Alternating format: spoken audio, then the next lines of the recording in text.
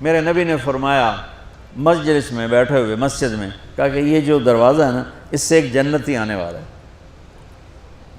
تو لوگوں نے دیکھا ایک مدینے کے مقامی آدمی ذرا بوڑھے، وہ مسجد میں اندر آئے، داڑھی میں وضو کا پانی، ہاتھ میں جوتا،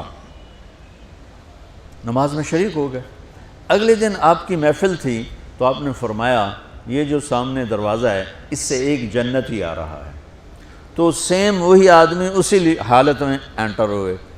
اگلے دن ہوا تو آپ نے کہا اس دروازے سے جنتی آنے والا ہے، ٹھیک وہی آدمی اسی حالت میں انٹر۔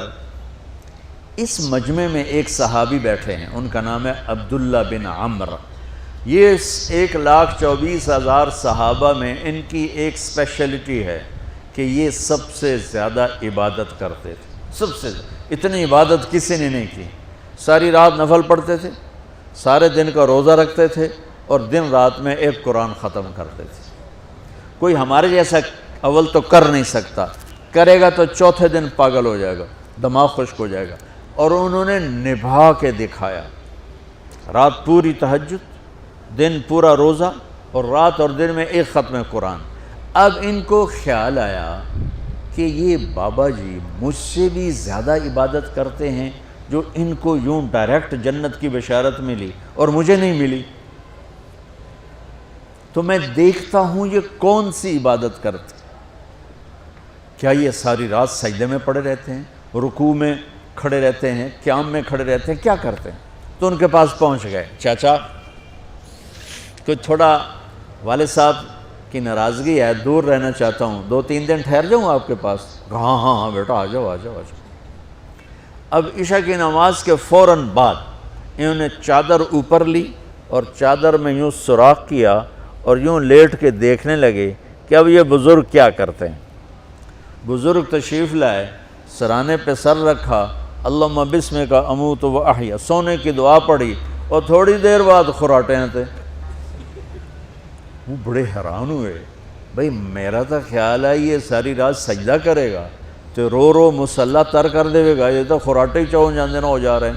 اب وہ دیکھ رہے ہیں ابھی اٹھے گا ابھی اٹھے گا ابھی اٹھے گا، پھر انہوں نے کپڑا اتار دیا، ابھی سویا ہوا ہے۔ وہ فجر کی اذان پہ اٹھے اور ان کا دماغ چکر کھا گیا، بھئی ایک ہی بڑی تہجد دے 2 نفل بھی نہیں تو جنت دی بشارت 3 دن کٹھی۔ انہوں نے کہا کل دیکھوں گا، کل شاید کچھ اور کریں گے۔ اگلے دن آئے، پھر اسی طرح یوں کر کے لیٹ گئے، اور بزرگوں نے بھی یوں کیا، اور بسمک اموت و احیا، اور پورا کمرہ خراٹے نال۔ وہ پھر پریشان، یہ کب اٹھے گا کب اٹھے گا؟ فجر کی اذان پہ اٹھے تو اور ان کی حیرت بڑھ گئی، کہنے والا سچا، اس کے بات کو تو چیلنج ہو نہیں سکتا، وہ محمد مصطفیٰ ہیں، لیکن یہ چکر کیا ہے، یہ جنت مل کیسے رہی ہے؟ چلو ایک رات اور صحیح۔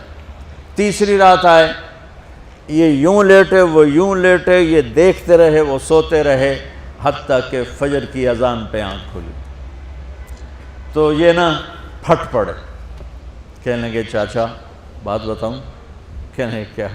کہ میری کوئی جھگڑا نہیں تھا ابا سے، میں نے 3 دن مسلسل تیرے بارے میں سنا جنتی آ رہا، 3 دن تجھے اللہ کے نبی نے بشارت دی، جنتی ہے جنتی ہے جنتی ہے، لیکن میں اس بات پہ حیران ہوں تو ساری رات سوتا رہتا۔ اس زمانے میں منافق بھی تہجد نہیں چھوڑتے تھے، فرض نماز تو فرض نماز ہے، منافق بھی تہجد نہیں چھوڑتے تھے۔ تو کہنے لگے کیا کرتے ہو؟ ساری رات تو سوتے گزار دیتے، کیا کرتے ہو؟ کہنے لگے بھتیجے جو تو نے دیکھا ہے یہی کرتا ہوں۔ اب یہ پریشان ہے کہ اللہ کے نبی کی بات کو تو چیلنج ہو نہیں سکتا، اور جس کو بشارت دی ہے انہوں تے فٹ نظر نہیں آ رہی کہ کیسے تو نفل آج کہ نیک لوگ تہجد نہیں چھوڑتے۔ تو کہنے لگے اچھا چلو اللہ نے ایسا ہی، اللہ کی مرضی، اللہ کے نبی کی مرضی۔ یہ 4 قدم چلے تو آپ سننا، کہا بھتیجے ادھر آؤ، کہا بیٹا ادھر آؤ، آ گئے۔ کہنے لگے اب تو میں اصلی بات بتاؤں، اب تو میں اندر کی بات بتاؤں؟ انہوں نے کہا کیا ہے کیا ہے؟ اب وہ تیار ہو گئے کہ یہ کہیں گے میں 3 دن بیمار تھا اس لیے میں اٹھ نہیں سکا، ورنہ میں تو ساری رات سجدے میں گزارتا ہوں، میں تو ساری رات روتے روتے گزارتا ہوں، تو 3 دن میں بیمار تھا، میرے پیٹ میں درد تھا، میرے سر میں درد تھا، تو میں اٹھ نہیں سکا، ورنہ تو دیکھتا تو حیران ہو جاتا میری رات کیسے ہوتی۔ لہذا ہاں جی جی جی، تو کہنے لگے مجھے دیکھو، یہاں ہاتھ رکھا، کہا یہ جو دل ہے نا، دل، اس میں دنیا کی کسی انسان کی نفرت نہیں ہے، اور جب اللہ کسی کو کوئی رزق دیتا ہے تو مجھے کبھی حسد نہیں ہوا، مجھے خوشی ہوتی ہے۔ تو ان کی جو باڈی لینگویج تھی نا، حیرت میں ڈوب کے وہ کہتے ہیں ہاں بات ہے، سمجھ آ گئی، یہی سے۔ انہوں نے ایسا نہیں کیا، وہ کہنے لگے ہاذا ہوا، اچھلے اپنی جگہ سے، ہاذا ہوا، ای چاچا اب سمجھ میں آ گیا، سمجھ میں آ گیا، یہی ہے جو آپ کا سینہ اللہ نے پاک کر دیا ہے، اس پر آپ کو جنت ملی ہے۔ یہ صرف تہجد تے نفلاں تے انج سوکھی نہیں لبدی، یہ جو آپ کا سینہ پاک ہے۔ اب پہلی حدیث کے ساتھ جوڑو، میرے نبی نے فرمایا، میرے بیٹے انس، میری ایک عظیم الشان سنت ہے کہ اپنے دل کو دنیا کے انسانوں سے، میرے بچوں سنو، یہ نہیں فرمایا مسلمانوں سے دل صاف رکھ، فرمایا پوری دنیا کے انسانوں سے دل صاف رکھو۔ یہ بچیاں کر لیں، آپ کر لو، میں کر لوں، یہ تمہارے استاد کر لیں، کوئی کر لے، میرے رب کی قسم بڑے بڑے عبادت گزار ان کی پرواز کو نہیں پکڑ سکتے، بڑے بڑے سجدہ کرنے والے اور رکوع کرنے والے نفلی ان کی پرواز تک نہیں پہنچ سکتے۔ ایک اس وجہ سے کہ یہ عظیم الشان سنت ہے، ایک اس وجہ سے کہ اس کے کرنے والے بڑے تھوڑے ہیں، ایک اس وجہ سے کہ یہ مشکل بہت ہے کہ آدمی کو خود ذبح ہونا پڑتا ہے تب جا کر یہ چیز ہاتھ میں آتی۔